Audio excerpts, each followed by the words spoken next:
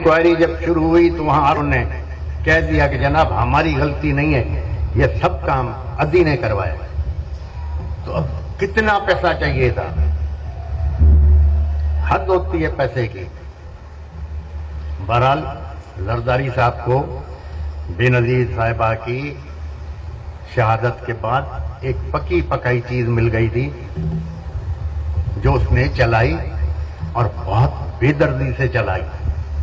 जरदारी साहब को कभी भी पीपल्स पार्टी से मोहब्बत नहीं थी। आज मैं आपको बता दूं,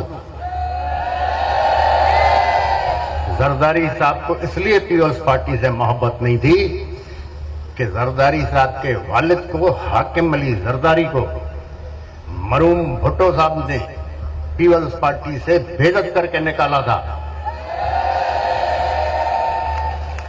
तो जरदारी साहब ने पीपल्स पार्टी से उस बदला लिया बेइज्जती का। उसने पंजाब में सौदा कर दिया पीपल्स पार्टी का। पीपल्स पार्टी उसने पंजाब में भेज दी। उसके नतीजे में क्या है,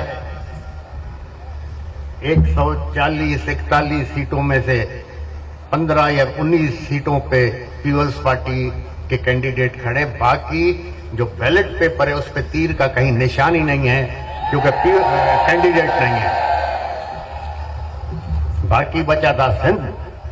सिंध में जरदारी साहब ने हर एक को खरीदा, छोटे बड़े आदमी को खरीदा, किसी को पुलिस के थ्रू अपने पास लाए, किसी को कोई लालच दे के लाए, लेकिन आज वो भी उनके काम नहीं आ रहे।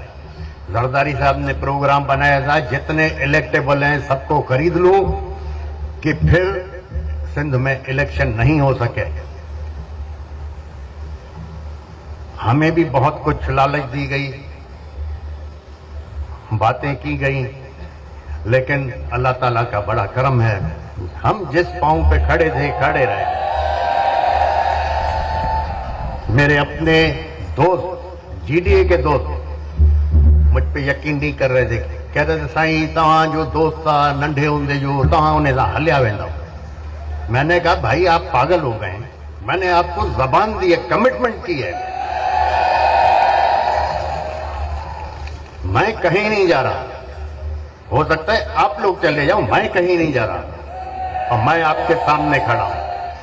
आप यकीन करें कि अगर जरदारी साहब और हम एक प्लेटफॉर्म पे आ जाते तो सिंध में कोई इलेक्शन नहीं था, कोई इलेक्शन नहीं था। लेकिन मेरी जबान थी, मेरी कमिटमेंट थी, मैं अपनी जबान पे कायम रहा। अगर मैं अपनी जबान पे कायम नहीं रहता तो आइंदा मुझ पे कोई भरोसा नहीं करता। जरदारी साहब ने, जिस तरह मैंने कहा कि पीपल्स पार्टी से उसको कोई मोहब्बत नहीं थी क्योंकि उसने अपने वालिद का हिसाब लिया। आज भी नाइद खान के हाथ में आप लोग कुरान शरीफ रखें और पूछें क्या ये जो विल थी ये बेनजीर साहिबा की थी, वो आपको बताएगी कि नहीं, ये झूठी विल थी, बेनजीर साहिबा की नहीं थी।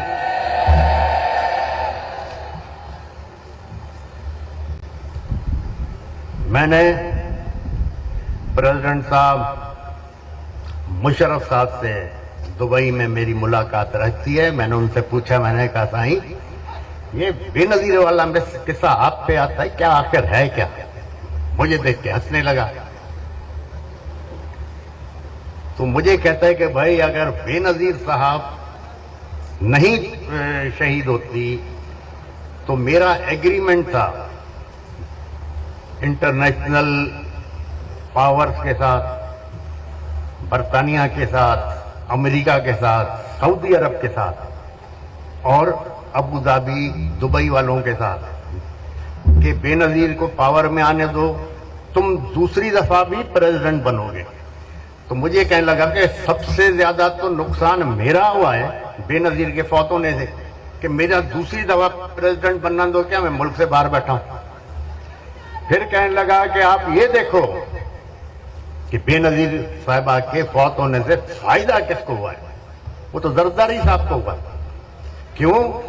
मैं आपको बता रहा हूं किस लिए हुआ है कि जब बेनजीर साहिबा पाकिस्तान आ रही थी तो बेनजीर साहब की प्रेस कॉन्फ्रेंस कि मैं पाकिस्तान जा रही हूं। किसी साहब ने पूछा जरदारी साहब भी जाएंगे, तो उसने बड़े नाराज होकर कहा कि ये जरदारी का पाकिस्तान में कोई काम नहीं है, उसका सियासत से कोई वास्ता नहीं है, उसको मैंने अमेरिका से बुलवाया है, वो बच्चे संभालेगा।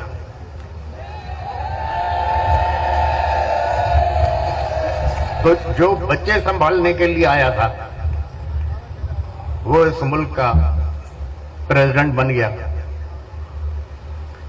अब खुदा की शान देखो, खुदा किसको कहां पहुंचाए। मरहूम ज़ियाउल हक साहब के दौर में हमारे दोस्त जरदारी साहब को शौक चढ़ा, ये लोकल गवर्नमेंट के इलेक्शन में खड़े हुए काउंसलर के लिए, काउंसलर के इलेक्शन में हार गए, काउंसलर नहीं बन सके। फिर मरहूम ज़ियाउल हक साहब के दौर में जो इलेक्शन हुए कौमी सूबाई असेंबली के, उसमें फिर जरदारी साहब खड़े हुए, अपने खानदान अपने वालिद के नाम पे खड़े हुए, जमानत जब्त करवा दी अपनी, मेंबर नहीं बन सका। फिर भुट्टो के नाम पे जरदारी साहब भी मेंबर बना, उसका वालिद भी मेंबर बना, अब भी भुट्टो के नाम पे चल रहे हैं।